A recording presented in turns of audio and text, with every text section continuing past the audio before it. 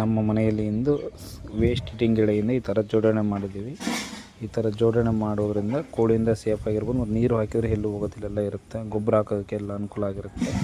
ಈ ಥರ ಸೇವಂತಿಗೆ, ಸೂಜಿ ಮಲ್ಲಿಗೆ, ಕನಕಾಂಬರಿ ಗಿಡಗಳು ಹಾಕಿದರೆ ಚೆನ್ನಾಗಿರುತ್ತೆ. ಮನೆ ಮುಂದೆ ಈ ಥರ ಕಟ್ಟಿದರೆ ಚೆನ್ನಾಗಿರುತ್ತೆ. ನೀರೆಲ್ಲಿ ಪೋಲಾಗೋದಿಲ್ಲ. ಗೊಬ್ಬರ ಹಾಕೋದು ಕೂಡ ಅನುಕೂಲ ಆಗುತ್ತೆ. ಕೋಳಿಗಳಿಂದ ಸೇಫ್ ಆಗಿರುತ್ತೆ.